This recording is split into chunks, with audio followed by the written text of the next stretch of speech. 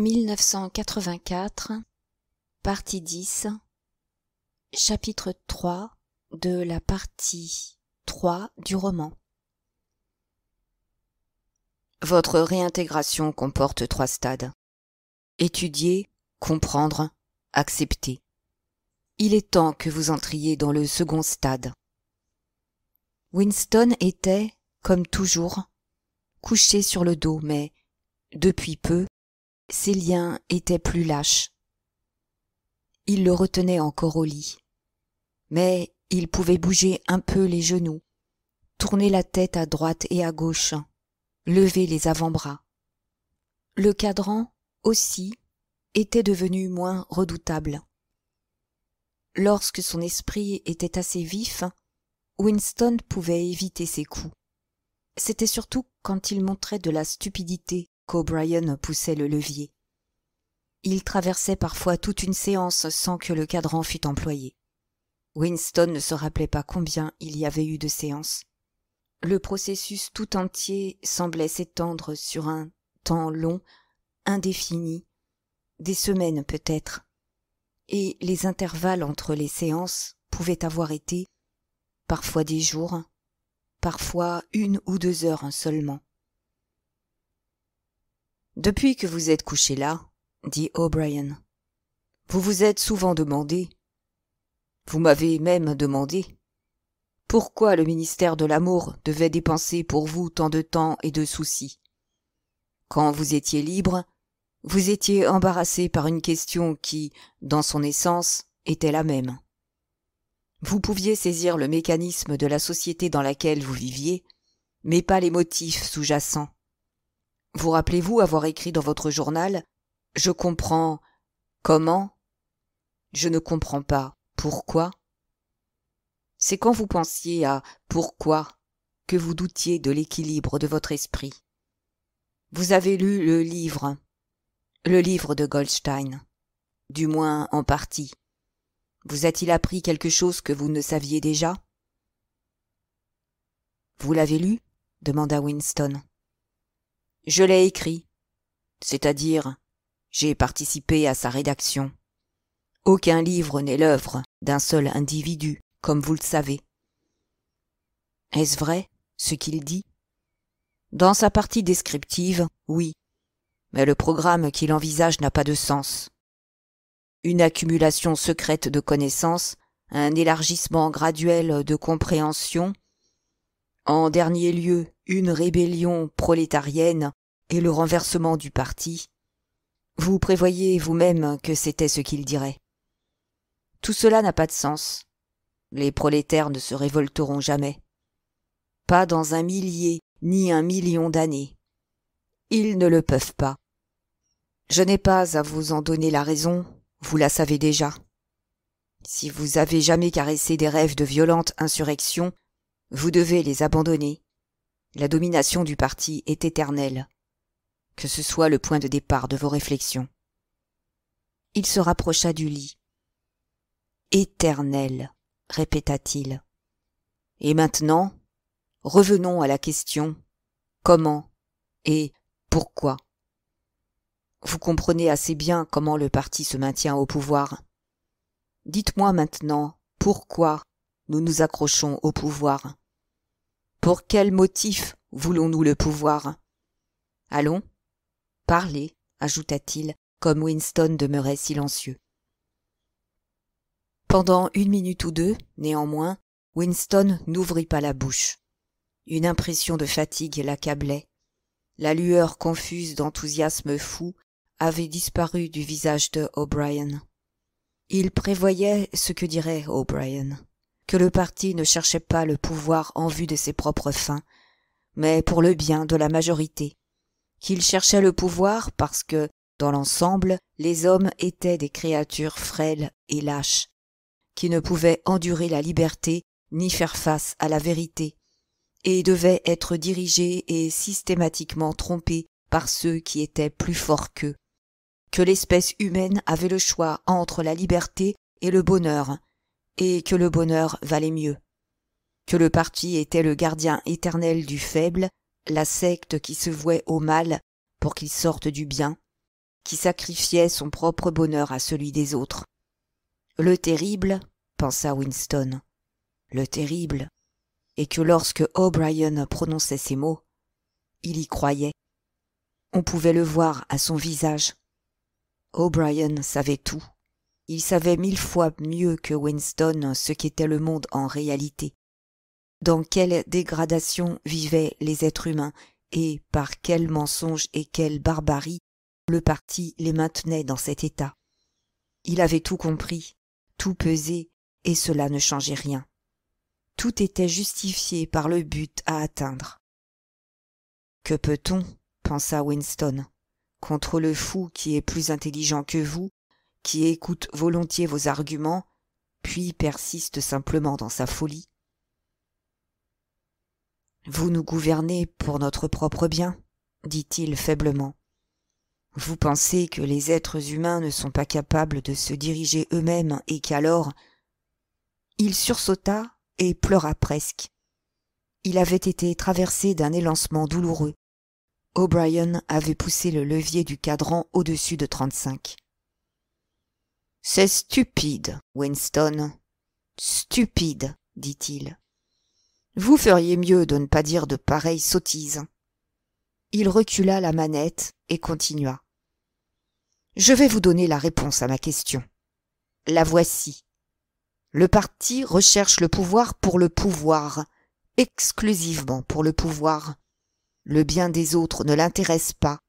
Il ne recherche ni la richesse, ni le luxe, ni une longue vie, ni le bonheur. Il ne recherche que le pouvoir, le pur pouvoir. Ce que signifie pouvoir pur, vous le comprendrez tout de suite. Nous différons de toutes les oligarchies du passé en ce que nous savons ce que nous voulons. Toutes les autres, même celles qui nous ressemblent, étaient des poltronnes et des hypocrites. Les nazis germains et les communistes russes se rapprochent beaucoup de nous par leurs méthodes, mais ils n'eurent jamais le courage de reconnaître leurs propres motifs.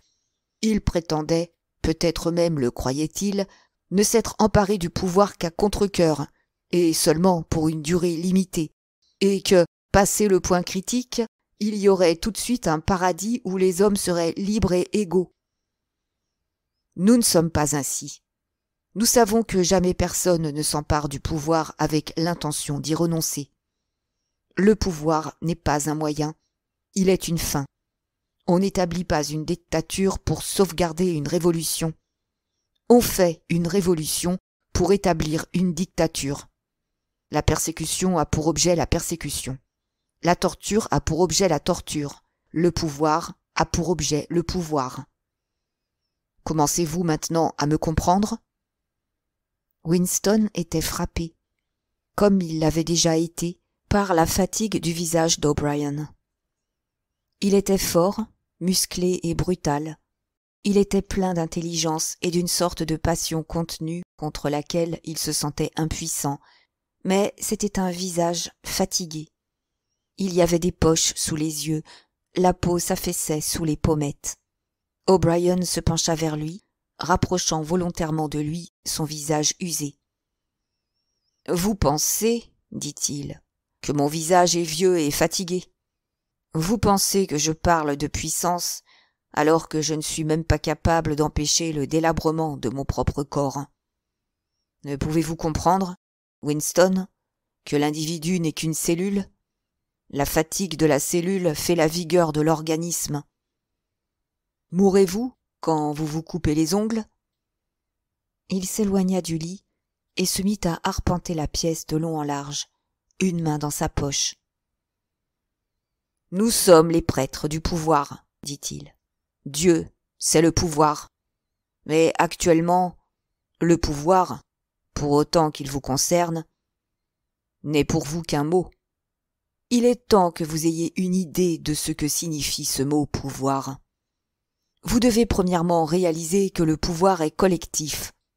L'individu n'a de pouvoir qu'autant qu'il cesse d'être un individu. Vous connaissez le slogan du parti ? La liberté, c'est l'esclavage. Vous êtes-vous jamais rendu compte qu'il était réversible ? L'esclavage, c'est la liberté. Seul, libre, L'être humain est toujours vaincu. Il doit en être ainsi, puisque le destin de tout être humain est de mourir, ce qui est le plus grand de tous les échecs. Mais s'il peut se soumettre complètement et entièrement, s'il peut échapper à son identité, s'il peut plonger dans le parti jusqu'à être le parti, il est alors tout-puissant et immortel. Le second point que vous devez comprendre est que le pouvoir est le pouvoir sur d'autres êtres humains, sur les corps mais surtout sur les esprits. Le pouvoir sur la matière, sur la réalité extérieure, comme vous l'appelez, n'est pas important. Notre maîtrise de la matière est déjà absolue. Un moment, Winston oublia le cadran. Il fit un violent effort pour s'asseoir et ne réussit qu'à se tordre douloureusement. « Mais comment pouvez-vous commander à la matière ?» éclata-t-il. « Vous ne commandez même pas au climat ou à la loi de gravitation. Et il y a les maladies, les souffrances, la mort. » O'Brien le fit taire d'un geste de la main. « Nous commandons à la matière, puisque nous commandons à l'esprit. La réalité est à l'intérieur du crâne. Vous apprendrez par degrés, Winston. Il n'y a rien que nous ne puissions faire. Invisibilité, lévitation, tout. Je pourrais laisser le parquet et flotter comme une bulle de savon si je le voulais. Je ne le désire pas parce que le parti ne le désire pas. Il faut vous débarrasser l'esprit de vos idées du 19e siècle sur les lois de la nature. Nous faisons les lois de la nature. Non, vous n'êtes même pas les maîtres de cette planète. Que direz-vous de l'Eurasia et de l'Estasia ? Vous ne les avez même pas encore conquises. Sans importance, nous les conquérerons quand cela nous conviendra. Et qu'est-ce que cela changerait si nous le faisions ? Nous pouvons les exclure de l'existence ? Le monde, c'est l'Océania. Mais le monde lui-même n'est qu'une tache de poussière, et l'homme est minuscule, impuissant. Depuis quand existe-t-il ? La Terre, pendant des milliers d'années, a été inhabitée. Sottise ! La Terre est aussi vieille que nous, pas plus vieille. Comment pourrait-elle être plus âgée ? Rien n'existe que par la conscience humaine. Mais les rochers sont pleins de fossiles d'animaux disparus, de mammouths, de mastodontes, de reptiles énormes qui vécurent sur Terre longtemps avant qu'on eût jamais parlé des hommes. Avez-vous jamais vu ces fossiles, Winston ? Naturellement non. Les biologistes du 19e siècle les ont inventés. Avant l'homme, il n'y avait rien. Après l'homme, s'il pouvait s'éteindre, il n'y aurait rien.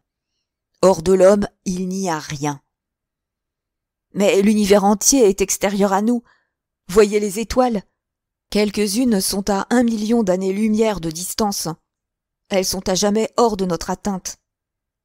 Que sont les étoiles ? Dit O'Brien avec indifférence.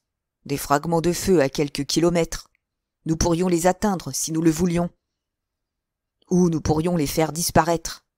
La Terre est le centre de l'univers. Le soleil et les étoiles tournent autour d'elle.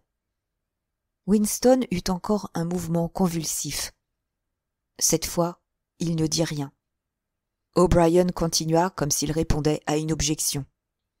Dans certains cas, évidemment, ce n'est pas vrai. Quand nous naviguons sur l'océan, ou quand nous prédisons une éclipse, il est souvent commode de penser que la Terre tourne autour du Soleil et que les étoiles sont à des millions de kilomètres. Et puis après, supposez-vous qu'il soit au-dessus de notre pouvoir de mettre sur pied un double système d'astronomie ? Les étoiles peuvent être proches ou distantes selon nos besoins.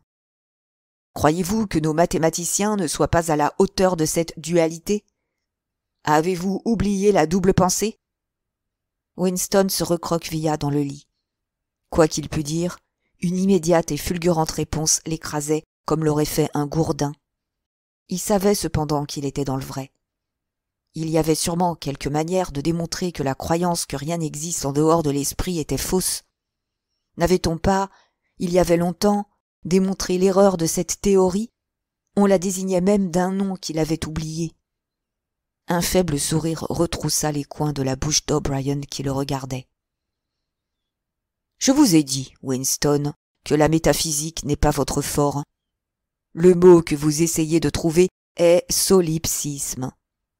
Mais vous vous trompez. Ce n'est pas du solipsisme. Ou, si vous voulez, c'est du solipsisme collectif. Tout cela est une digression, ajouta-t-il avec indifférence.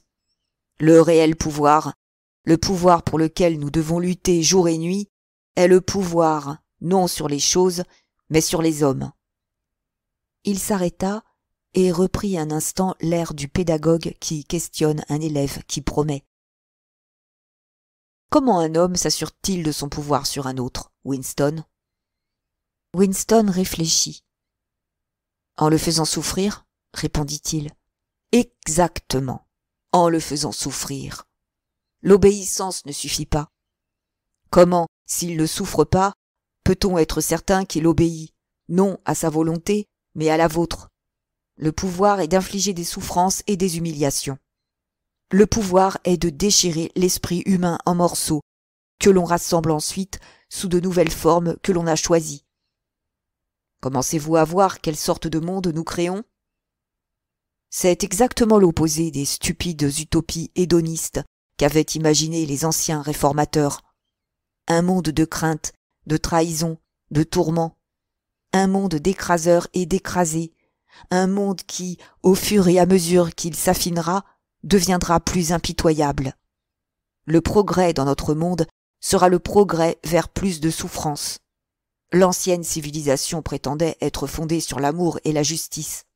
La nôtre est fondée sur la haine. Dans notre monde, il n'y aura pas d'autres émotions que la crainte, la rage, le triomphe et l'humiliation. Nous détruirons tout le reste. Tout. Nous écrasons déjà les habitudes de pensée qui ont survécu à la Révolution. Nous avons coupé les liens entre l'enfant et les parents, entre l'homme et l'homme, entre l'homme et la femme. Personne n'ose plus se fier à une femme, un enfant ou un ami. Mais plus tard, il n'y aura ni femme ni ami. Les enfants seront à leur naissance enlevés aux mères, comme on enlève leurs œufs aux poules. L'instinct sexuel sera extirpé. La procréation sera une formalité annuelle, comme le renouvellement de la carte d'alimentation. Nous abolirons l'orgasme. Nos neurologistes y travaillent actuellement. Il n'y aura plus de loyauté qu'envers le parti. Il n'y aura plus d'amour que l'amour éprouvé pour Big Brother. Il n'y aura plus de rire que le rire de triomphe provoqué par la défaite d'un ennemi. Il n'y aura ni art, ni littérature, ni science. Quand nous serons tout-puissants, nous n'aurons plus besoin de science. Il n'y aura aucune distinction entre la beauté et la laideur. Il n'y aura ni curiosité, ni joie de vivre. Tous les plaisirs de l'émulation seront détruits. Mais il y aura toujours, n'oubliez pas cela, Winston, il y aura l'ivresse toujours croissante du pouvoir, qui s'affinera de plus en plus. Il y aura toujours, à chaque instant, le frisson de la victoire, la sensation de piétiner un ennemi impuissant. Si vous désirez une image de l'avenir, imaginez une botte piétinant un visage humain, éternellement. Il se tut, comme s'il attendait une réplique de Winston. Celui-ci essayait encore de se recroqueviller au fond du lit. Il ne pouvait rien dire. Son cœur semblait glacé. O'Brien continua. « Et souvenez-vous que c'est pour toujours. Le visage à piétiner sera toujours présent. L'hérétique, l'ennemi de la société, existera toujours pour être défait et humilié toujours. Tout ce que vous avez subi depuis que vous êtes entre nos mains, tout cela continuera et empire. L'espionnage, les trahisons, les arrêts, les tortures, les exécutions, les disparitions ne cesseront jamais. Autant qu'un monde de triomphe, ce sera un monde de terreur. Plus le parti sera puissant, moins il sera tolérant. Plus faible sera l'opposition, plus étroit sera le despotisme. Goldstein et ses hérésies vivront à jamais. Tous les jours, à tous les instants, il sera défait, discrédité, ridiculisé, couvert de crachats. Il survivra cependant toujours. Le drame que je joue avec vous depuis 7 ans sera joué et rejoué encore génération après génération, sous des formes toujours plus subtiles. Nous aurons toujours l'hérétique, ici, à notre merci, criant de souffrance, brisé, méprisable, et à la fin absolument repentant, sauvé de lui-même, rampant à nos pieds de sa propre volonté. Tel est le monde que nous préparons, Winston. Un monde où les victoires succéderont aux victoires et les triomphes aux triomphes. Un monde d'éternelle pression, toujours renouvelée, sur la fibre de la puissance. Vous commencez, je le vois, à réaliser ce que sera ce monde, mais à la fin, vous ferez plus que le comprendre. Vous l'accepterez, vous l'accueillerez avec joie, vous en demanderez une part. Winston avait suffisamment recouvré son sang-froid pour parler. « Vous ne pouvez pas, » dit-il faiblement. « Qu'entendez-vous par là, Winston ? Vous ne pourriez créer ce monde que vous venez de décrire. C'est un rêve impossible. Pourquoi ? Il n'y aurait aucune vitalité. Il se désintégrerait. Il se suiciderait. Erreur. Vous êtes sous l'impression que la haine est plus épuisante que l'amour. Pourquoi en serait-il ainsi ? Et s'il en était ainsi, quelle différence en résulterait ? Supposez que nous choisissions de nous user nous-mêmes rapidement. Supposez que nous accélérions le cours de la vie humaine de telle sorte que les hommes soient stériles à 30 ans. Et puis après ? Ne pouvez-vous comprendre que la mort de l'individu n'est pas la mort ? Le parti est immortel. Comme d'habitude, la voix avait vaincu Winston et l'avait réduit à l'impuissance. De plus, il craignait, s'il persistait dans son désaccord, qu'O'Brien ne tournât encore le cadran. Il ne pouvait pourtant rester silencieux.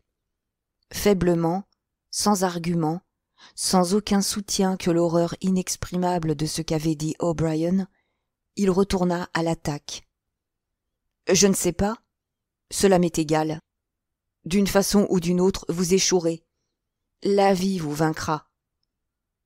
Nous commandons à la vie, Winston, à tous ses niveaux. Vous vous imaginez qu'il y a quelque chose qui s'appelle la nature humaine qui sera outragée par ce que nous faisons et se retournera contre nous. Mais nous créons la nature humaine. L'homme est infiniment malléable.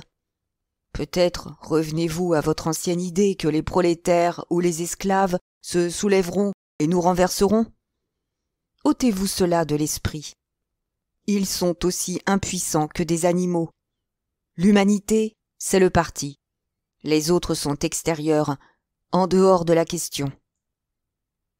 Cela m'est égal. À la fin, ils vous battront. Tôt ou tard, ils verront ce que vous êtes et vous déchireront. Voyez-vous un signe de ce destin ? Ou une raison pour qu'il se réalise ? Non, je le crois. Je sais que vous tomberez. Il y a quelque chose dans l'univers, je ne sais quoi, un esprit, un principe, que vous n'abattrez jamais. Croyez-vous en Dieu, Winston ? Non. Alors, qu'est-ce que ce principe qui nous vaincra ? Je ne sais. L'esprit de l'homme. Et vous considérez-vous comme un homme ? Oui. Si vous êtes un homme, Winston, vous êtes le dernier. Votre espèce est détruite. Nous sommes les héritiers. Comprenez-vous que vous êtes seul ? Vous êtes hors de l'histoire. Vous êtes non existant. Ses manières changèrent, et il ajouta plus agressivement. Et vous vous croyez moralement supérieur à nous, à cause de nos mensonges et de notre cruauté ? Oui, je me considère comme supérieur. O'Brien se tut. Deux autres voix parlaient. Après un instant, Winston reconnut en l'une d'elles la sienne.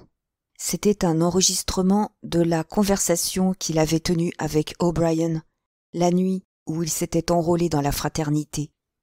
Il s'entendit promettre de mentir, voler, falsifier, tuer, d'encourager la morphinomanie, la prostitution, de propager les maladies vénériennes, de lancer du vitriol au visage des enfants.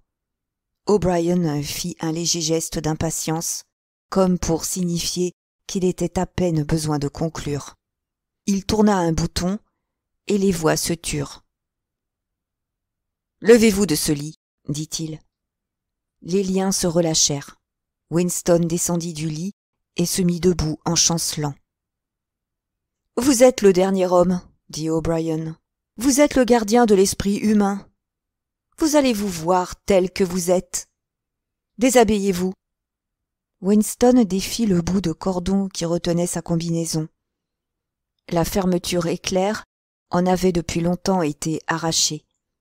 Il ne se rappelait pas si, depuis son arrestation, il avait enlevé à un moment quelconque tous ses vêtements à la fois. Sous la combinaison, son corps était entouré de haillons jaunâtres et sales, dans lesquels on pouvait à peine reconnaître des sous-vêtements.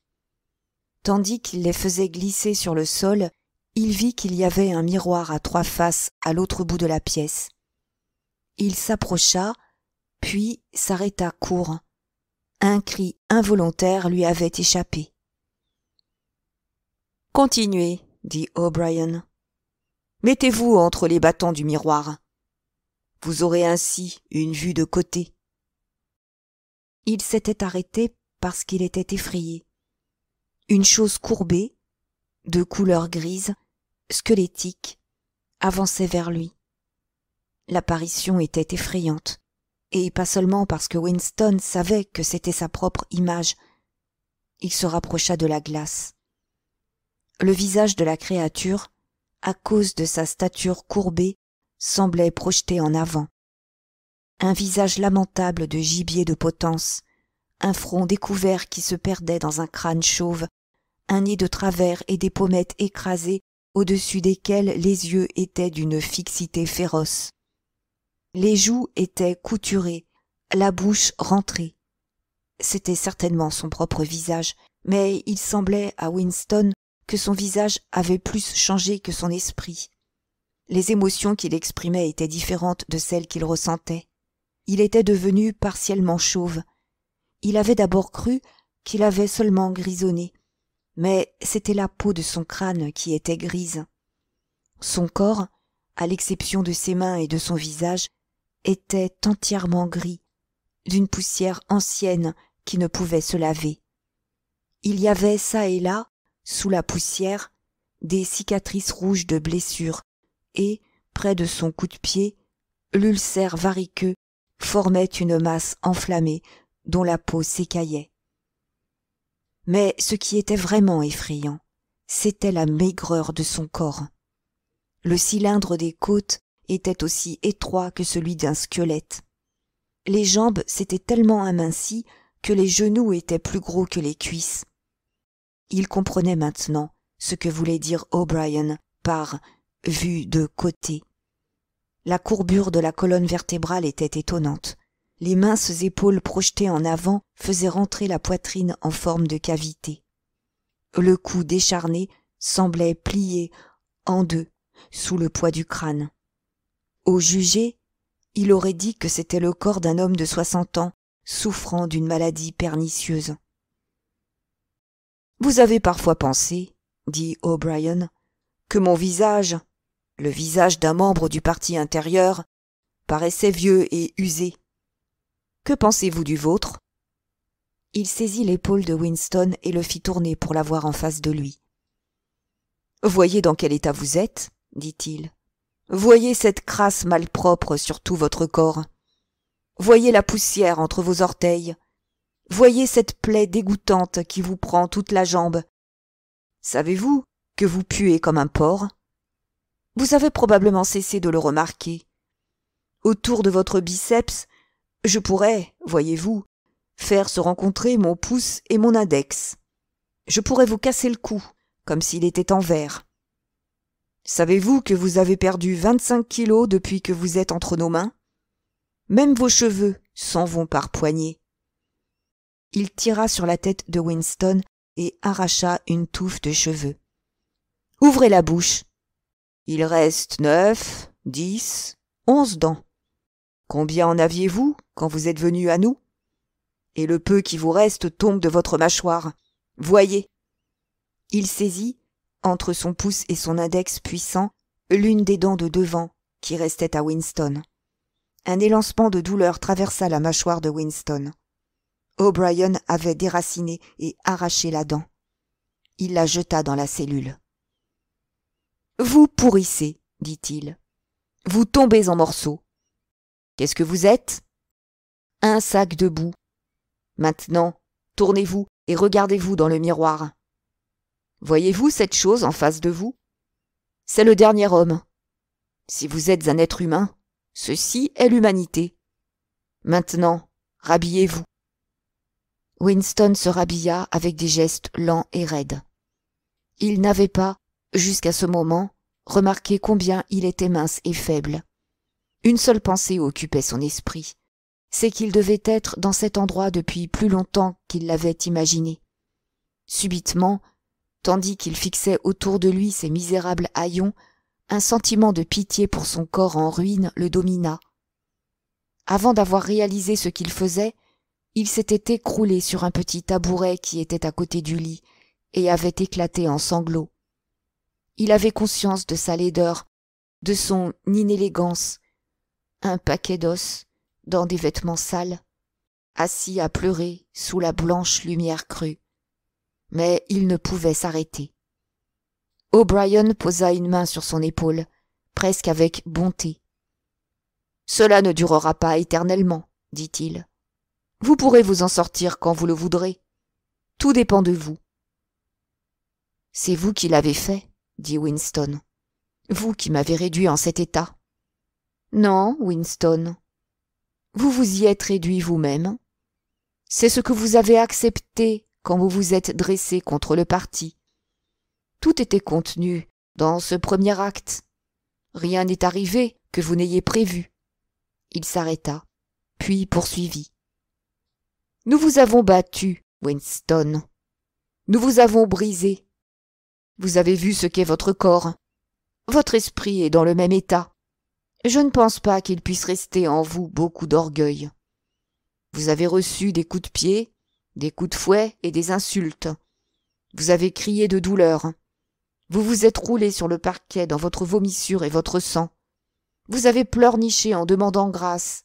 Vous avez trahi tout le monde et avoué tout.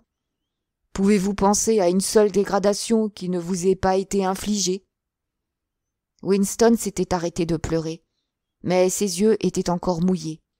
Il les leva vers O'Brien. « Je n'ai pas trahi Julia, » dit-il. O'Brien le regarda pensivement. « Non, dit-il. Non, c'est parfaitement vrai. Vous n'avez pas trahi Julia. » Le respect particulier, que rien ne semblait pouvoir détruire, qu'il éprouvait à l'égard d'O'Brien, gonfla le cœur de Winston. « Combien il est intelligent, pensa-t-il. Combien intelligent. Jamais O'Brien ne manquait de comprendre ce qu'on lui disait. N'importe qui, sur terre, aurait tout de suite répondu qu'il avait, en réalité, trahi Julia. Qu'est-ce qu'on ne lui avait pas, en effet, arraché, sous la torture? Il leur avait dit tout ce qu'il savait d'elle, ses habitudes, son caractère, sa vie antérieure. Il avait confessé jusqu'au détail le plus trivial tout ce qui s'était passé à leur rendez-vous, tout ce qu'il lui avait dit et qu'elle lui avait dit, leur repas de produits achetés au marché noir, leur adultère, leur vague complot contre le parti, tout. Et cependant, dans le sens dans lequel il entendait le mot, il ne l'avait pas trahi. Il n'avait pas cessé de l'aimer. Ses sentiments à son égard étaient restés les mêmes. O'Brien avait compris, sans besoin d'explication, ce qu'il voulait dire. « Dites-moi, » demanda Winston, « quand me fusillera-t-on » ? « Ce peut être dans longtemps, » répondit O'Brien. « Vous êtes un cas difficile. Mais ne désespérez pas. Tout le monde est guéri tôt ou tard. À la fin, nous vous fusillerons. » Chapitre 4. Il allait beaucoup mieux. Il devenait chaque jour plus gros et plus fort, s'il était possible de parler de jour. La lumière blanche et le bourdonnement étaient plus que jamais les mêmes, mais la cellule était un peu plus confortable que celle dans lesquelles il s'était trouvé. Il y avait un oreiller et un matelas sur une planche formant lit, et un tabouret pour s'asseoir. On lui avait donné un bain et on lui permettait de se laver assez fréquemment dans une cuvette d'étain. On lui donnait même de l'eau chaude pour se nettoyer. On lui avait donné de nouveaux sous-vêtements et une combinaison propre. On avait pansé son ulcère avec une pommade calmante. Les dents qui lui restaient avaient été enlevées et on lui avait mis un dentier. Des semaines ou des mois devaient s'être écoulés. Il lui aurait été maintenant possible de tenir le compte des jours s'il avait éprouvé le moindre désir de le faire, car il était maintenant nourri à intervalles qui paraissaient réguliers. On lui donnait, estima-t-il, 3 repas en 24 heures. Il se demandait vaguement parfois si on les lui donnait pendant le jour ou pendant la nuit.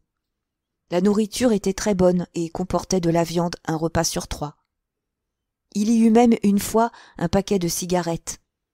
Il n'avait pas d'allumettes, mais le garde silencieux qui lui apportait sa nourriture lui donna du feu. La première fois qu'il essaya de fumer, il fut malade, mais il persévéra et fit longtemps durer son paquet en fumant une moitié de cigarette après chaque repas. On lui avait donné une ardoise blanche à un coin de laquelle était attaché un bout de crayon. Au début, il ne s'en servit pas. Même réveillé, il était dans une torpeur complète. D'un repas à l'autre, souvent il restait étendu, presque sans bouger, parfois endormi, parfois éveillé et s'abandonnant à de vagues rêveries au cours desquelles ouvrir les yeux était un trop grand effort. Il s'était depuis longtemps habitué à dormir avec une lumière vive sur les yeux. Elle ne le gênait aucunement, mais les rêves étaient plus cohérents. Il rêva beaucoup pendant toute cette période, et c'étaient toujours des rêves heureux. Il se trouvait dans le pays doré. Il était assis au milieu de ruines gigantesques, éclairées par un soleil éclatant en compagnie de sa mère, de Julia, d'O'Brien. Il ne faisait rien. Il était simplement assis au soleil, à parler de choses paisibles. Les pensées qu'il avait quand il était éveillé concernaient surtout ses rêves. Il semblait avoir perdu le pouvoir de l'effort intellectuel, maintenant que l'aiguillon de la souffrance lui avait été enlevé. Il ne s'ennuyait pas. Il n'avait aucun désir de conversation ou de distraction. Être simplement seul, ne pas être battu ou questionné, avoir suffisamment à manger, être propre de la tête aux pieds, c'était tout à fait satisfaisant. Il en vint graduellement à passer moins de temps à dormir, mais il n'éprouvait encore aucun désir de sortir du lit. Tout ce qui l'intéressait, c'était rester calmement étendu et sentir s'amasser les forces en lui. Il se palpait lui-même çà et là pour s'assurer que ce n'était pas une illusion de croire que ses muscles s'arrondissaient et que sa peau se tendait. Finalement, il fut certain qu'il engraissait. Ses cuisses étaient nettement plus grosses que ses genoux. Ensuite, à regret d'abord, il se mit à faire régulièrement des exercices. En peu de temps, il put parcourir 3 kilomètres, qu'il mesurait en arpentant la cellule, et ses épaules courbées se redressèrent. Il essaya des exercices plus difficiles et fut humilié et étonné de découvrir les mouvements qu'il ne pouvait faire. Il ne pouvait accélérer le pas. Il ne pouvait tenir son tabouret à bras tendus. Il ne pouvait rester sur un pied sans tomber. Il s'accroupit sur les talons et constata qu'avec de terribles douleurs aux cuisses et aux mollets, il parvenait tout juste à se mettre debout. Il se coucha à plat ventre et essaya de se relever sur les mains. Ce fut impossible. Il ne put se soulever d'1 centimètre. Mais, après quelques jours, quelques repas de plus, il put réussir même ce mouvement. Il vint un moment où il put le faire 6 fois de suite. Il se mit à devenir réellement fier de son corps et à caresser l'intermittente certitude que son visage redevenait normal. Ce n'est que lorsqu'il lui arrivait de mettre la main sur son crâne nu qu'il se rappelait le visage couturé, en ruine, qu'il avait regardé dans le miroir. Son esprit devint plus actif. Assis sur le lit, le dos appuyé au mur, l'ardoise sur les genoux, il entreprit délibérément le travail de se rééduquer. Il avait capitulé. Il le reconnaissait. En réalité, il le voyait maintenant. Il avait été prêt à capituler longtemps avant d'en avoir pris la décision. Dès l'instant où il s'était trouvé à l'intérieur du ministère de l'amour, et, oui, même durant ces minutes au cours desquelles Julia et lui étaient restés impuissants tandis que la voix de fer du télécran leur donnait des ordres, il avait saisi la frivolité, le peu de profondeur de son essai de rébellion contre le pouvoir du parti. Il savait maintenant que, depuis 7 ans, la police de la pensée le surveillait, comme on surveille un hanneton sous une loupe. Il n'y avait aucun acte, aucun mot prononcé à haute voix qu'elle n'eût remarqué, aucune suite d'idées qu'elle n'eût été capable d'inférer. Elle avait même soigneusement replacé le grain de poussière blanchâtre sur la couverture de son journal. On lui avait joué des disques, montré des photographies. Quelques-unes étaient des photographies de Julia et de lui. Oui, même. Il ne pouvait lutter plus longtemps contre le parti. En outre, le parti avait raison. Il devait en être ainsi. Comment pourrait se tromper un cerveau immortel et collectif? D'après quel modèle extérieur pourrait-on vérifier ses jugements? La santé était du domaine des statistiques. Apprendre à penser comme il pensait était simplement une question d'étude. Mais entre ses doigts le crayon était épais, peu maniable. Il se mit à écrire les idées qui lui passaient par la tête. Il écrivit d'abord, en grandes majuscules mal faites, « La liberté, c'est l'esclavage ». Puis, presque sans s'arrêter, il écrivit en dessous, « 2 et 2 font 5 ». Puis il y eut une sorte de contrainte. Son esprit, comme s'écartant par pudeur d'une idée, paraissait incapable de se concentrer. Il savait qu'il connaissait ce qui suivrait, mais, pour le moment, ne pouvait s'en souvenir. Il retrouva la mémoire de ce qu'était cette idée, mais par un raisonnement conscient, les mots ne vinrent pas d'eux-mêmes. Il écrivit « Dieu, c'est le pouvoir ». Il acceptait tout. Le passé pouvait être modifié. Le passé n'avait jamais été modifié. L'Océania était en guerre contre l'Estasia. L'Océania avait toujours été en guerre contre l'Estasia. Jones, Aronson et Rutherford étaient coupables des crimes dont ils étaient accusés. Il n'avait jamais vu la photographie qui réfutait l'accusation. Elle n'avait jamais existé. Il l'avait inventée.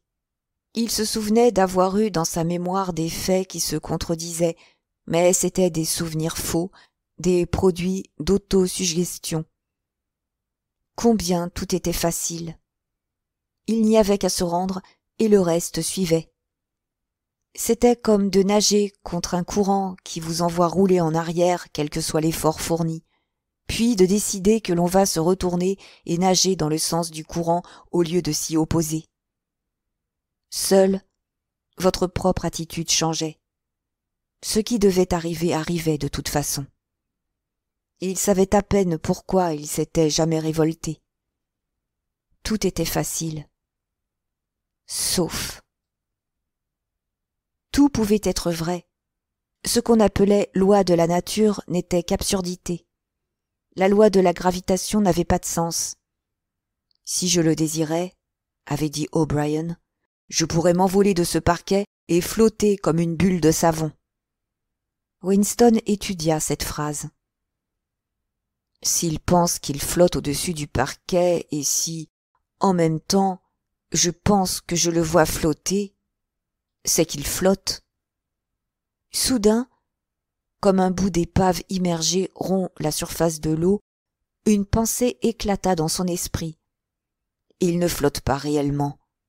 Nous l'imaginons. C'est de l'hallucination.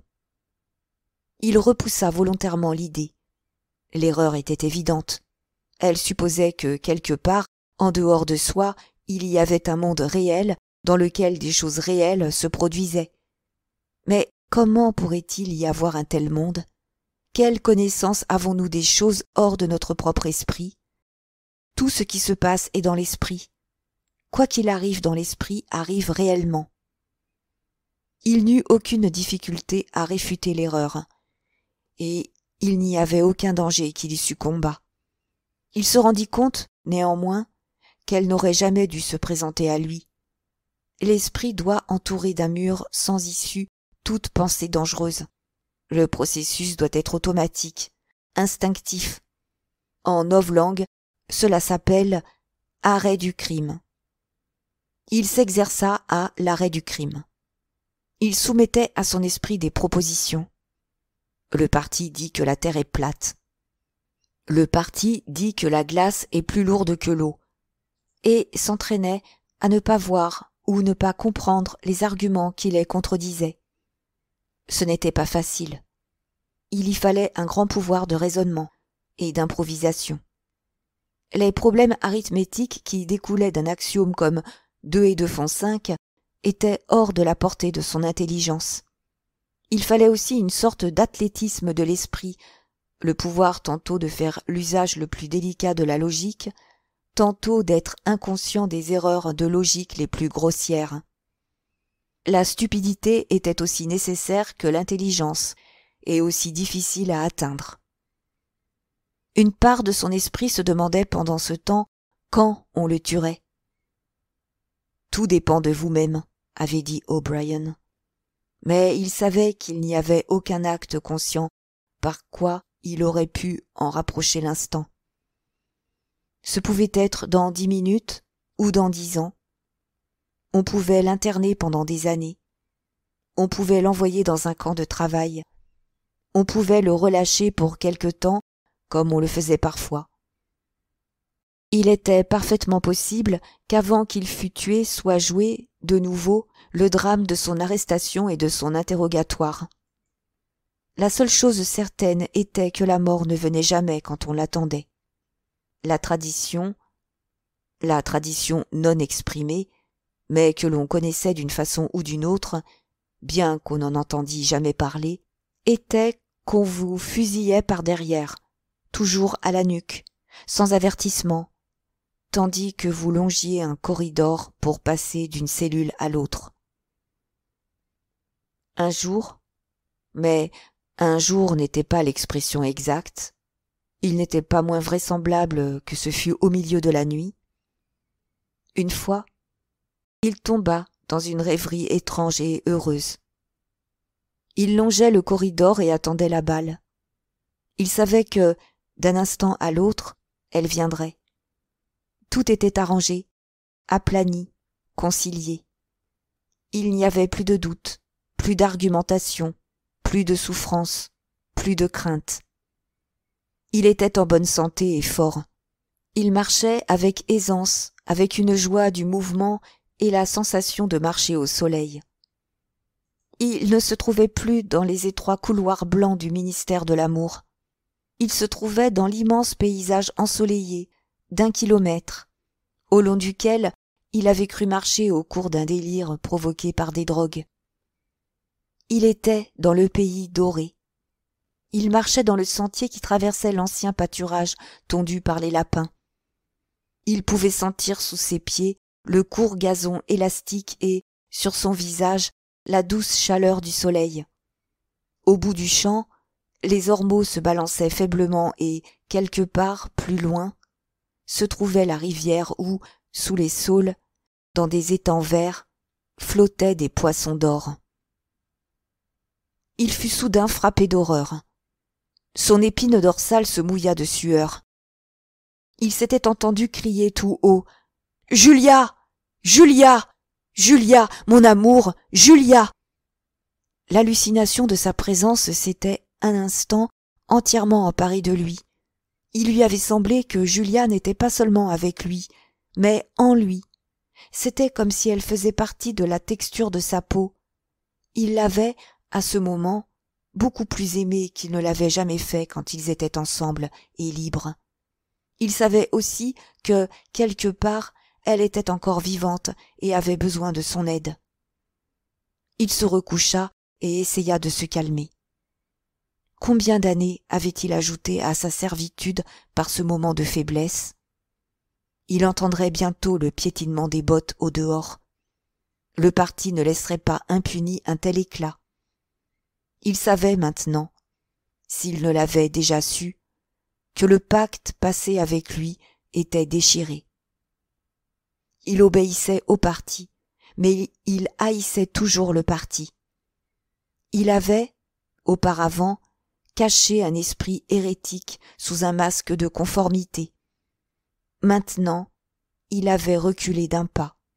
Il s'était soumis en esprit, mais il avait espéré garder inviolé le fond de son cœur. Il savait qu'il était dans l'erreur, mais il préférait être dans l'erreur. Il comprendrait cela. O'Brien le comprendrait. Tout était confessé dans ce seul cri stupide. Il lui faudrait tout recommencer. Cela pourrait durer des années. Il se passa la main sur le visage pour essayer de se familiariser avec sa nouvelle forme. Dans les joues, il y avait des sillons profonds. Les pommettes paraissaient aiguës, le nez aplati. En outre, après l'épisode du miroir, on lui avait donné un dentier complet. Il n'était pas facile de garder un visage impénétrable quand on ne savait pas à quoi ressemblait son visage. En tout cas, la seule maîtrise des traits ne suffisait pas. Pour la première fois de sa vie, il comprit que lorsque l'on désirait garder un secret, on devait aussi se le cacher à soi-même. On doit savoir qu'il est toujours là, mais il ne faut pas, tant que ce n'est pas nécessaire, le laisser émerger dans la conscience sous une forme identifiable. À partir de ce moment, il allait, non seulement penser juste, mais sentir juste, rêver juste. Et pendant ce temps, il garderait sa haine enfermée en lui comme une boule de matière qui serait une part de lui-même et n'aurait cependant aucun lien avec le reste de lui-même, comme une sorte de kyste. On déciderait un jour de le fusiller. On ne pouvait savoir à quel instant la balle allait vous frapper, mais il devait être possible, quelques secondes auparavant, de le deviner. C'était toujours par derrière, alors qu'on longeait un corridor. 10 secondes suffiraient. En 10 secondes, son monde intérieur pourrait se retourner. Et soudain alors, sans un mot prononcé, sans un arrêt de son pas, sans qu'un muscle de son visage ne bouge, le masque serait jeté et, bang, les batteries de sa haine lanceraient leur décharge. La haine le remplirait comme une énorme flamme mugissante et, presque instantanément, bang, partirait la balle. Trop tard ou trop tôt. Ils auraient fait éclater son cerveau en morceaux avant de pouvoir le reprendre. La pensée hérétique serait impunie et lui, impénitent, à jamais hors de leur atteinte. En le fusillant, ils creuseraient un trou dans leur propre perfection. Mourir en les haïssant, c'était ça, la liberté. Il ferma les yeux. C'était plus difficile que d'accepter une discipline intellectuelle. C'était une question de dégradation, de mutilation personnelle. Il fallait plonger dans la vase la plus putride. Quelle était, de toutes, la chose la plus horrible, la plus écœurante? Il pensa à Big Brother. L'énorme face, comme il la voyait constamment sur des affiches, il ne l'imaginait jamais que large d'1 mètre. L'énorme face à l'épaisse moustache noire, dont les yeux avaient l'air de vous suivre, sembla se présenter d'elle-même à son esprit. Quels étaient ses véritables sentiments à l'égard de Big Brother? il y eut sur le palier un lourd piétinement de bottes. La porte d'acier tourna et s'ouvrit avec un bruit métallique. O'Brien entra dans la cellule. Derrière lui venait l'officier au visage de cire et les gardes en uniforme noir. « Debout !» dit O'Brien. « Venez ici !» Winston se mit debout devant lui. O'Brien lui prit les épaules entre ses mains puissantes et le regarda de près. « Vous avez pensé à me tromper, dit-il. C'est stupide. Redressez-vous. Regardez-moi en face. » Il s'arrêta et continua sur un ton plus aimable. « Vous vous améliorez. Intellectuellement, il y a très peu de mal en vous. Ce n'est que par la sensibilité que vous n'avez pas progressé. Dites-moi, Winston, et attention, pas de mensonge. Vous savez que je puis toujours déceler un mensonge. Dites-moi, quels sont vos véritables sentiments à l'égard de Big Brother? Je le hais. Vous le haïssez. Bon. Le moment est donc venu pour vous de franchir le dernier pas. Il faut que vous aimiez Big Brother. Lui obéir n'est pas suffisant. Vous devez l'aimer. Il relâcha Winston et le poussa légèrement vers les gardes. Salle 101, dit-il. Chapitre 5. À chaque étape de sa détention, Winston avait su, ou cru savoir, dans quelle région de l'énorme édifice sans fenêtre il se trouvait. Il y avait probablement de légères différences dans la pression atmosphérique. Les cellules où les gardes l'avaient battu étaient en souterrain. La pièce où il avait été interrogé par O'Brien était tout en haut, près du toit. L'endroit où il se trouvait actuellement était de plusieurs mètres sous le sol, aussi bas qu'il était possible de s'enfoncer. Elle était plus grande que la plupart des cellules dans lesquelles il s'était trouvé. Mais il regarda à peine ce qui l'entourait. Tout ce qu'il remarqua, c'est qu'il y avait devant lui 2 petites tables, couvertes chacune d'un tapis vert. L'une n'était qu'à 1 mètre ou 2 de lui, l'autre se trouvait plus loin, près de la porte. Il était assis sur une chaise, et si étroitement attaché qu'il ne pouvait même pas bouger la tête. Une sorte de crampon lui prenait la tête par derrière et l'obligeait à regarder droit devant lui. Il demeura seul un moment, puis la porte s'ouvrit et O'Brien entra. « Vous m'avez une fois demandé, dit O'Brien, ce qui se trouvait dans la salle 101. Je vous ai répondu que vous le saviez déjà. Tout le monde le sait. Ce qui se trouve dans la salle 101, c'est la pire chose qui soit au monde. » La porte s'ouvrit encore. Un garde entra qui apportait un objet fait de fils métalliques, une boîte ou une corbeille quelconque. Il le déposa sur la table la plus éloignée de Winston. Celui-ci, empêché par la position d'O'Brien, ne pouvait voir ce que c'était. « La pire chose du monde, » poursuivit O'Brien, « varie suivant les individus. C'est tantôt être enterré vivant, tantôt brûlé vif, tantôt encore être noyé ou empalé. Et il y en a une 50aine d'autres qui entraînent la mort. Mais il y a des cas où c'est quelque chose de tout à fait ordinaire, qui ne comporte même pas d'issue fatale. » Il s'était un peu écarté, de sorte que Winston pouvait mieux voir l'objet qui se trouvait sur la table.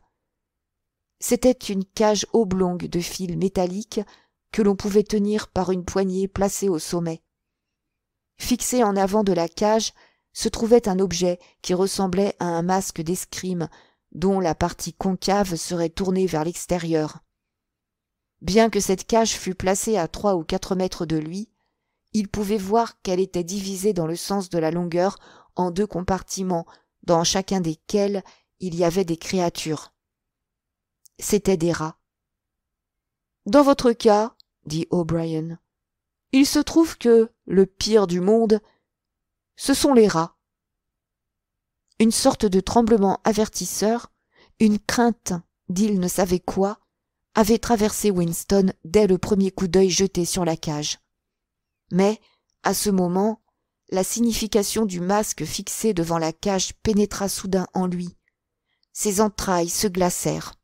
« Vous ne pouvez pas faire cela !»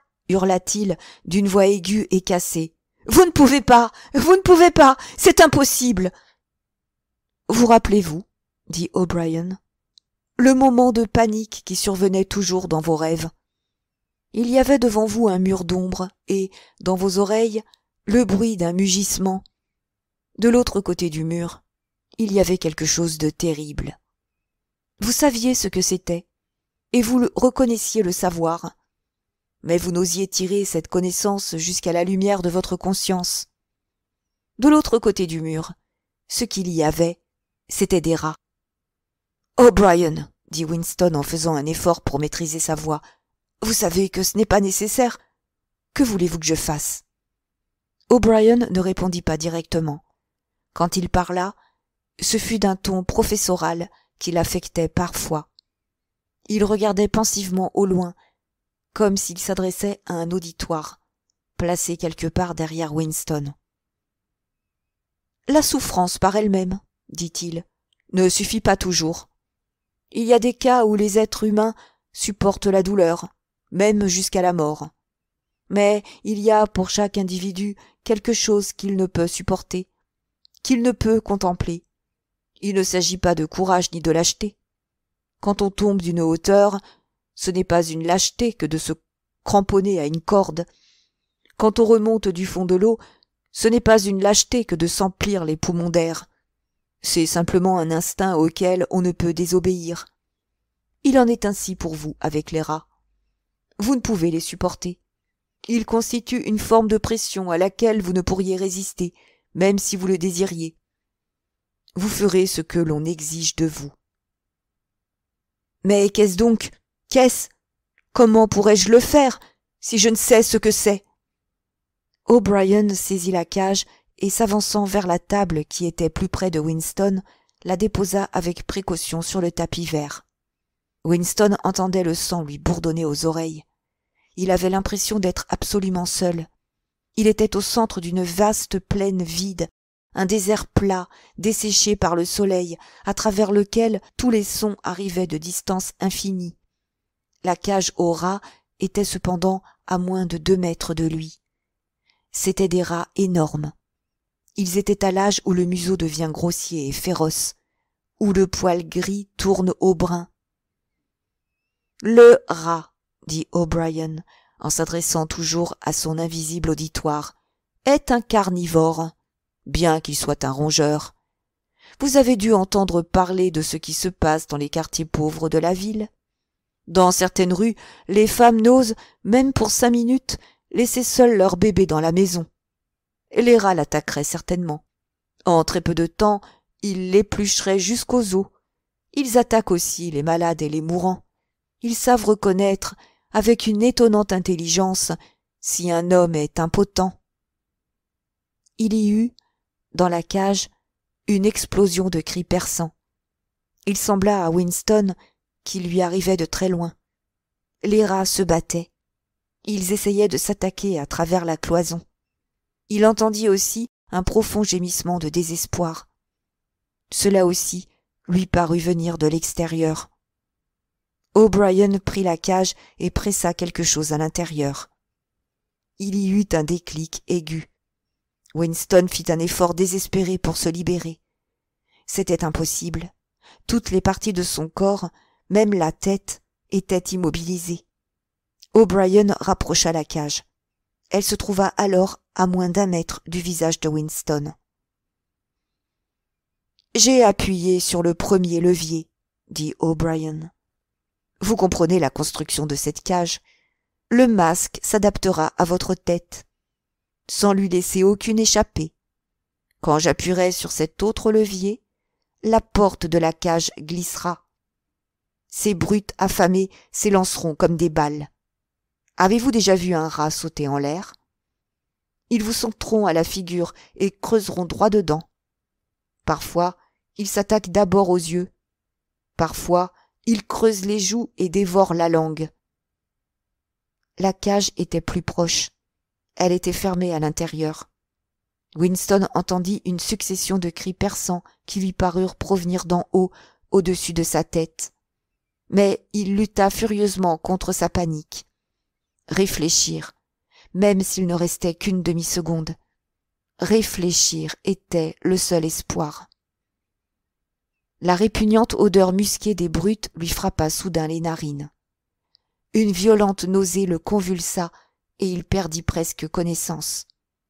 Tout était devenu noir. Un moment, il fut un fou, un animal hurlant. Cependant, il revint de l'obscurité en s'accrochant à une idée. Il n'y avait qu'un moyen, et un seul, de se sauver.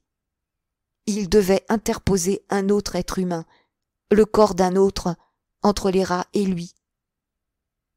Le cercle du masque était assez grand maintenant pour l'empêcher de voir quoi que ce soit d'autre. La porte de treillis était à 2 mains de son visage. Les rats savaient maintenant ce qui allait venir. L'un d'eux faisait des sauts, l'autre, un grand-père scameux d'égout, était dressé, ses pattes roses sur les barres, et reniflait férocement.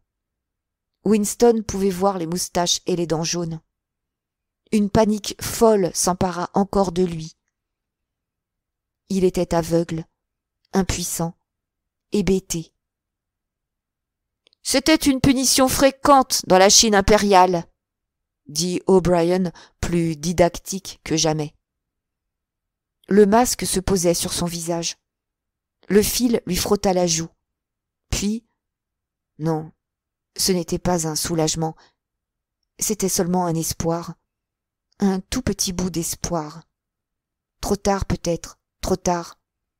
Mais il avait soudain compris que, dans le monde entier, il n'y avait qu'une personne sur qui il pût transférer sa punition, un seul corps qu'il pût jeter entre les rats et lui. Il cria frénétiquement, à plusieurs reprises. « Faites-le à Julia! Faites-le à Julia, pas à moi! Julia! Ce que vous lui faites m'est égal. Déchirez-lui le visage! Épluchez-la jusqu'aux os!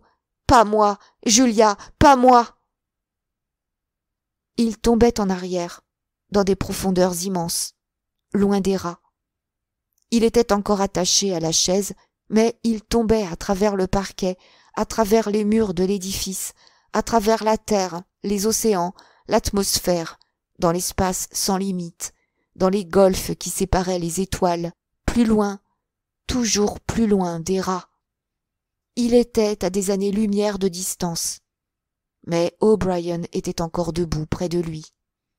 Il sentait encore contre sa joue le contact froid du treillis.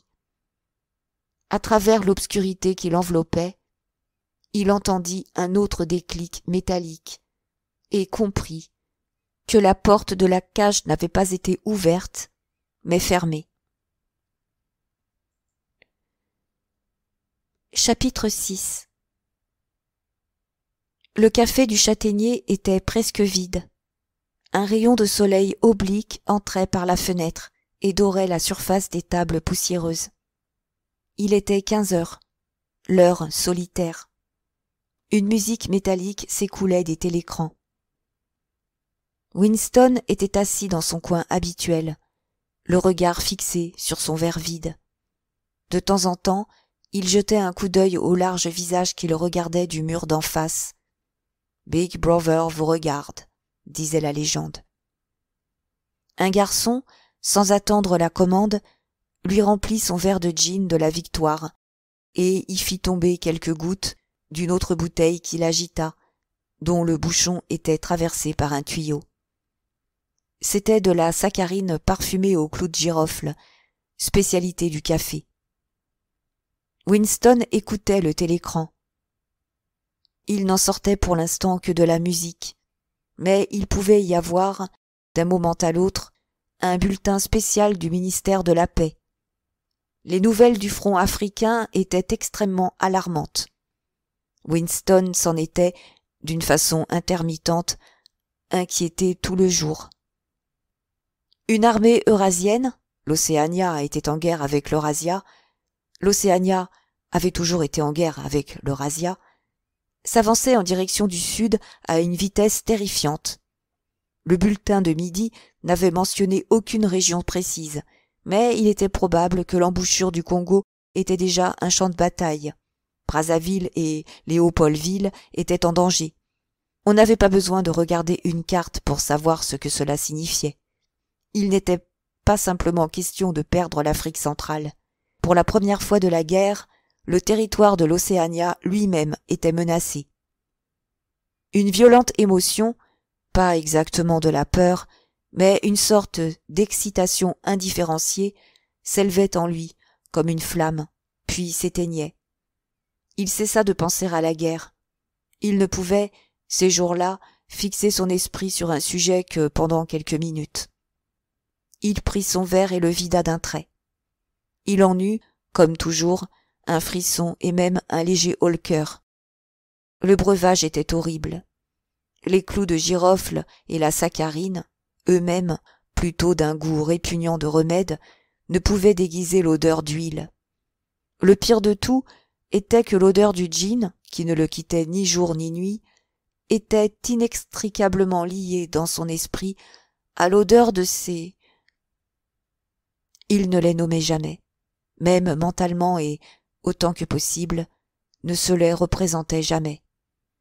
Ils étaient quelque chose dont il avait à moitié conscience, qui rôdait près de son visage, une odeur qui s'attachait à ses narines. Comme le gin lui remontait, il rôta entre des lèvres rouges. Il était devenu plus gras depuis qu'on l'avait relâché et avait retrouvé son teint. En vérité, l'avait plus que retrouvé. Ses traits s'étaient épaissis. La peau de son nez et de ses pommettes était d'un rouge vulgaire. Son crâne chauve lui-même était d'un rose trop foncé. Un garçon, toujours sans avoir reçu d'ordre, apporta le jeu d'échecs et le Times du jour, la page tournée au problème d'échecs. Puis, voyant le verre de Winston vide, il apporta la bouteille de gin et le remplit. Il n'était pas nécessaire de donner des ordres. On connaissait ses habitudes. Le jeu d'échecs l'attendait toujours. La table du coin lui était toujours réservée. Même quand le café était plein, il avait sa table pour lui seul, car personne ne se souciait d'être vu assis trop près de lui. Il ne prenait même pas la peine de compter ses consommations. À intervalles réguliers, on lui présentait un bout de papier sale qu'on disait être la note, mais il avait l'impression qu'on lui faisait toujours payer moins qu'il ne devait. Peu importait d'ailleurs que ce fût le contraire. Il possédait toujours maintenant beaucoup d'argent. Il occupait même un poste, une sinécure plus payée que ne l'avait été son ancien travail. La musique du télécran s'arrêta et une voix la remplaça. Winston leva la tête pour écouter. Pas de bulletin du front, pourtant. Ce n'était qu'une brève annonce du ministère de l'Abondance. Au trimestre précédent, paraît-il, le quota du 10e plan de 3 ans pour les lacets de souliers avait été dépassé de 98%. Il examina le problème d'échec et posa les pièces. C'était un problème qui demandait de l'astuce et mettait en jeu 2 cavaliers. Les blancs jouaient gagne en 2 coups. Winston leva les yeux vers le portrait de Big Brother. Les blancs gagnent toujours, pensa-t-il, avec une sorte de mysticisme obscur. Toujours, sans exception. Il en est ainsi. Depuis le commencement du monde, dans aucun problème d'échec, les Noirs n'ont gagné. Ce jeu ne symbolisait-il pas le triomphe éternel et inéluctable du bien sur le mal? Le visage plein de puissance calme lui rendit son regard. Les Blancs font toujours échec et mat. La voix du télécran s'arrêta et ajouta sur un ton différent et plus grave. Vous êtes prié d'écouter à 15h30 une importante déclaration. 15h30. Ce sont des nouvelles de la plus grande importance. Ayez soin de ne pas les manquer. 15h30. La musique métallique se fit à nouveau entendre. Le cœur de Winston frémit. C'était le bulletin du front. Un instinct lui disait que c'était de mauvaises nouvelles qui arrivaient. Toute la journée, avec de petits sursauts d'excitation, la pensée d'une défaite écrasante en Afrique avait hanté son esprit. Il lui semblait voir réellement l'armée eurasienne traverser en masse la frontière jamais violée jusqu'alors et se déployer dans le sud de l'Afrique comme une colonne de fourmis. Pourquoi n'avait-on pu, d'une façon ou d'une autre, les prendre à revers? La ligne de la côte occidentale africaine se détachait nettement dans son esprit. Il prit le cavalier blanc et le déplaça sur le jeu. C'était là qu'était le bon endroit. Tandis qu'il voyait dévaler la horde noire vers le sud, il considérait une autre force, mystérieusement rassemblée, qui s'implantait sur les arrières de la première et coupait ses communications par mer et par terre. Winston sentait que sa volonté faisait naître cette autre force. Mais il était nécessaire d'agir rapidement. S'ils obtenaient la domination de toute l'Afrique, s'ils possédaient des champs d'aviation et des bases sous-marines au Cap, ils couperaient l'Océania en deux.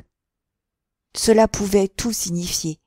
La défaite, l'écrasement, le nouveau partage du monde, la destruction du parti.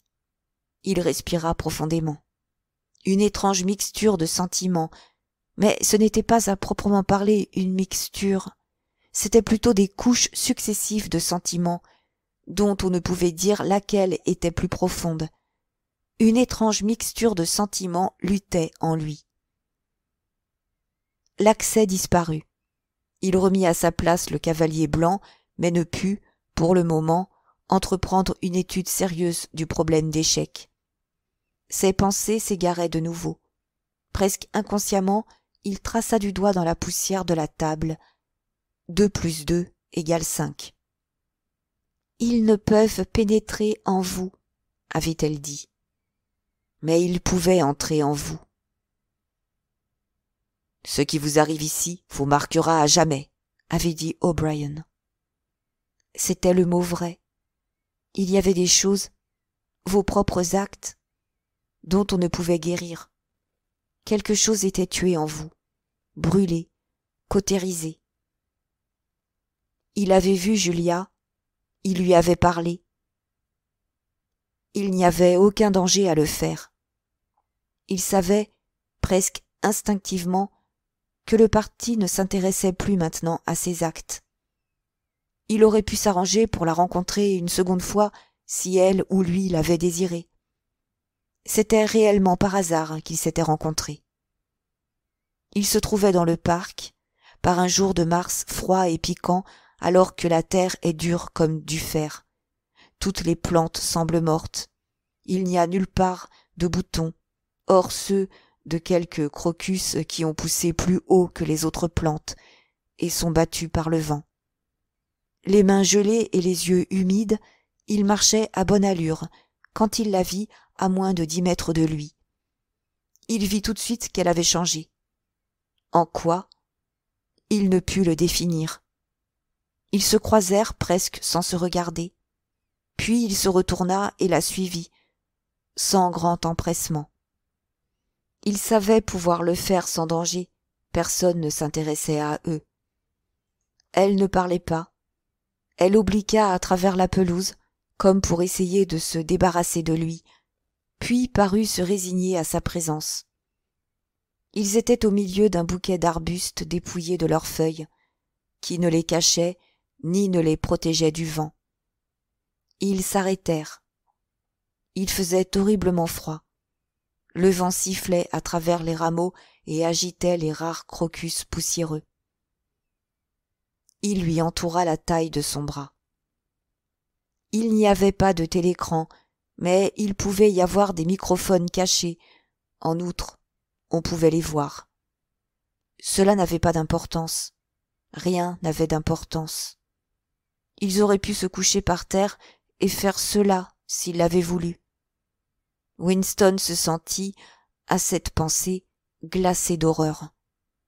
Julia ne réagit dans aucun sens à l'étreinte de son bras. Elle n'essaya même pas de se libérer. Il comprit alors ce qui avait changé en elle. Son visage était plus blême, et une longue cicatrice, en partie cachée par les cheveux, lui traversait le front et la tempe. Mais ce n'était pas en cela qu'était le changement. C'était que sa taille avait épaissi et s'était roidie d'une façon étonnante. Il se souvint avoir une fois aidé, après l'explosion d'une bombe fusée, à sortir un corps des décombres. Il avait été étonné non seulement du poids incroyable de la chose, mais de sa rigidité et de la difficulté éprouvée à la manier. Cela ressemblait à de la pierre plutôt qu'à de la chair. Le corps de Julia donnait cette impression. Il sembla à Winston que la texture de sa peau devait être aussi tout à fait différente de ce qu'elle avait été. Il n'essaya pas de l'embrasser, et ils ne se parlèrent pas. Tandis qu'il traversait la pelouse en sens inverse, elle le regarda en face pour la première fois. Ce ne fut qu'un coup d'œil rapide, plein de mépris et de dégoût. Il se demanda si ce dégoût venait du passé ou s'il était aussi inspiré par son visage boursouflé et les larmes que le vent continuait à faire couler de ses yeux. Ils s'assirent côte à côte sur 2 chaises de fer, mais pas trop près l'un de l'autre. Il vit qu'elle allait parler. Elle avança de quelques centimètres sa chaussure grossière et écrasa du pied un rameau. Il remarqua que ses pieds semblaient s'être élargis. « Je vous ai trahi, dit-elle méchamment. « Je vous ai trahi, répéta-t-il. Elle lui jeta un autre rapide regard de dégoût. Parfois, dit-elle, il vous menace de quelque chose qu'on ne peut supporter, à quoi on ne peut même penser.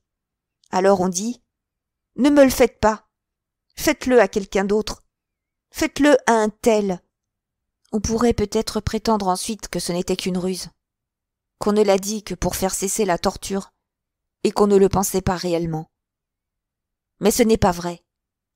Au moment où ça se passe, on le pense. On se dit qu'il n'y a pas d'autre moyen de se sauver, et l'on est absolument prêt à se sauver de cette façon. On veut que la chose arrive à l'autre.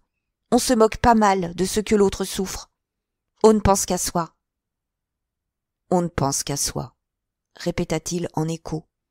Après, on n'est plus le même envers l'autre. Non, dit-il, on n'est plus le même. Il n'y avait pas, semblait-il, autre chose à dire. Le vent plaquait contre leur corps leurs minces combinaisons. Ils furent tout de suite gênés de rester assis là, silencieux. En outre, il faisait trop froid pour demeurer immobile. Elle prétexta vaguement d'avoir à prendre le métro et se leva pour partir. « Nous nous reverrons, dit-il. « Oui, répondit-elle, nous nous reverrons. » Irrésolu, il la suivit un moment à un pas en arrière. Ils ne parlèrent plus. Elle n'essaya même pas réellement de se débarrasser de lui, mais avança d'un pas juste assez rapide pour éviter de se trouver de front avec lui. Il avait décidé de l'accompagner jusqu'à la station de métro, mais cette manière de traîner dans le froid lui parut soudain inutile et insupportable. Il fut pris d'un désir irrésistible, non pas tellement de s'éloigner de Julia, mais de retourner au café du Châtaignier, qui ne lui avait jamais paru si attrayant qu'à ce moment. En une vision nostalgique, il se représentait sa table de coin, le journal, le jeu d'échecs et le gin coulant sans arrêt. Surtout, il y faisait chaud. L'instant d'après, ce n'était pas absolument fortuit, il se laissa séparer d'elle par un petit groupe de gens.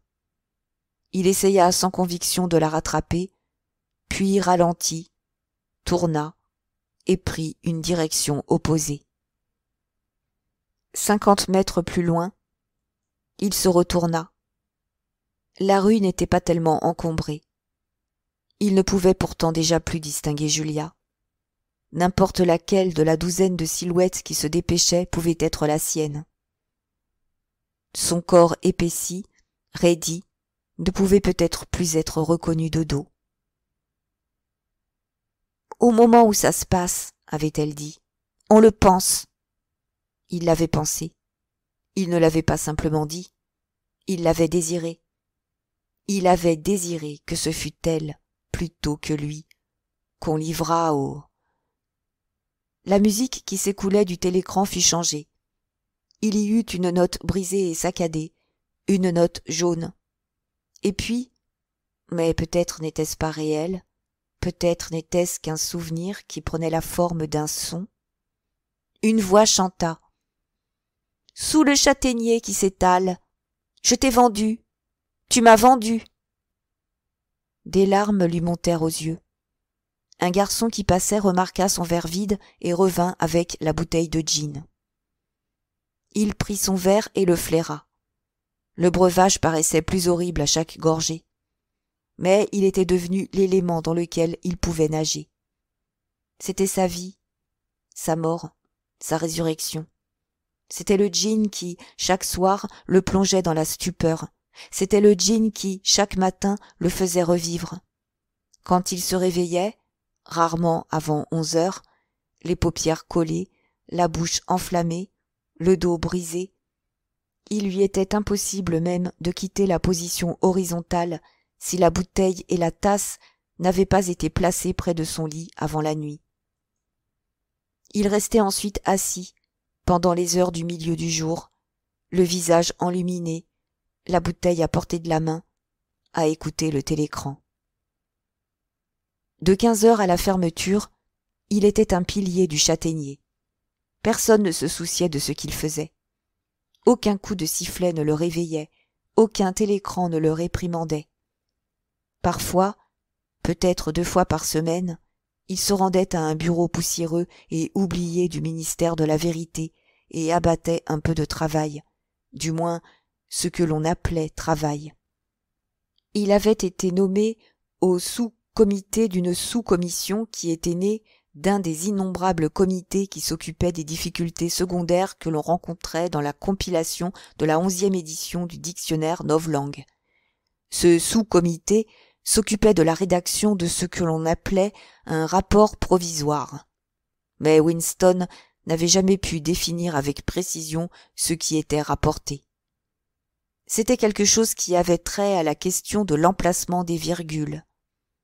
Devait-elle être placée à l'intérieur des parenthèses ou à l'extérieur? Il y avait au comité 4 autres employés semblables à Winston.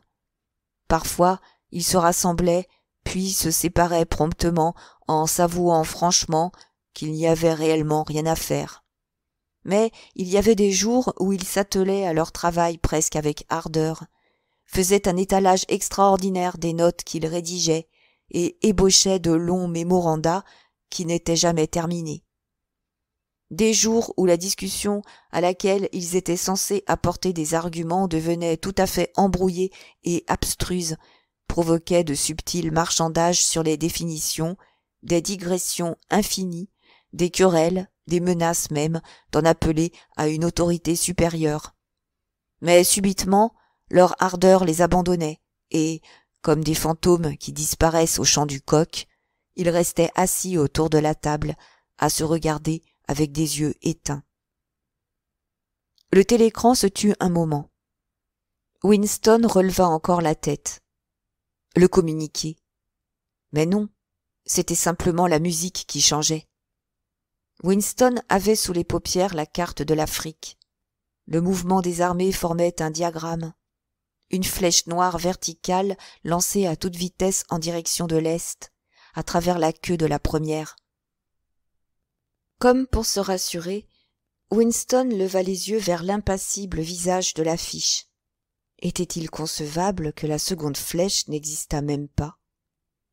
Son intérêt se relâcha encore. Il but une autre gorgée de gin, saisit le cavalier blanc et essaya de le déplacer. Échec et mat. Mais ce n'était évidemment pas le bon mouvement car un souvenir, qu'il n'avait pas cherché, lui vint à l'esprit.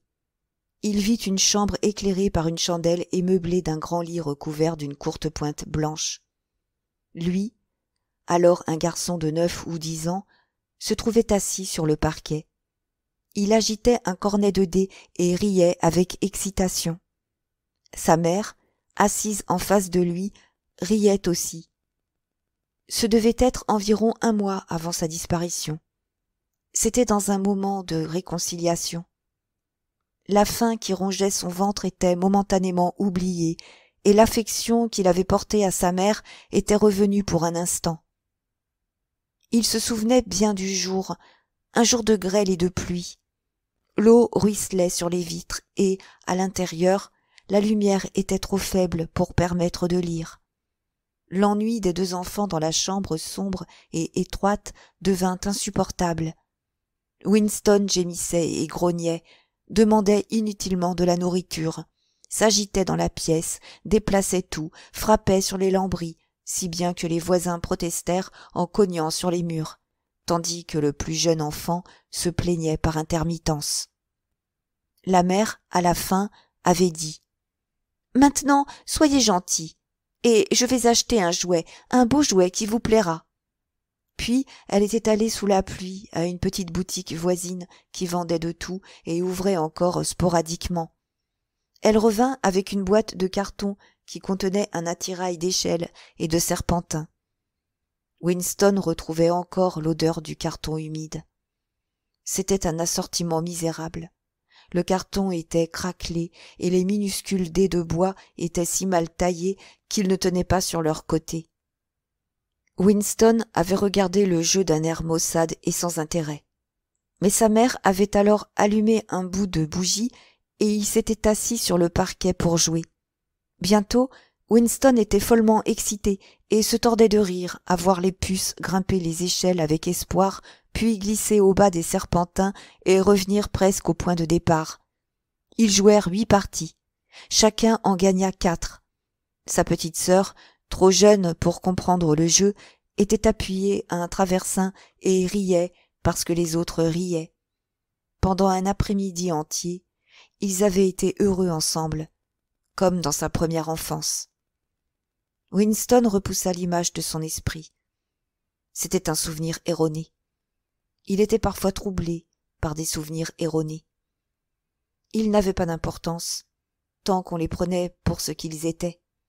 Certains événements avaient eu lieu, d'autres non. Il revint au jeu d'échecs et reprit le cavalier blanc. Presque au même instant, il le laissa retomber.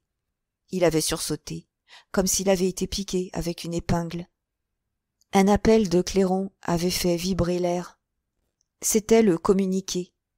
« Victoire !» L'appel du clairon annonçait toujours une victoire. Une sorte de frisson électrique se propagea dans le café. Les garçons eux-mêmes avaient sursauté et avaient dressé l'oreille.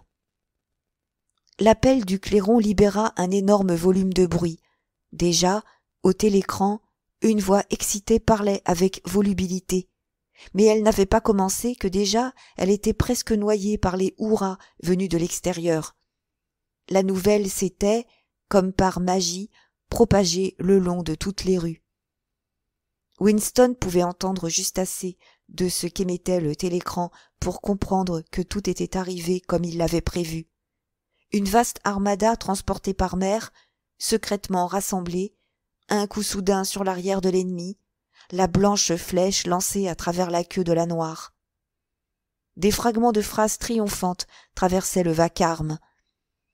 Vaste manœuvre stratégique, parfaite coordination, défaite complète, 1 demi-million de prisonniers, complète démoralisation, domination de toute l'Afrique, amène la guerre à une distance de sa fin que l'on peut évaluer. Victoire, la plus grande victoire de l'histoire de l'humanité.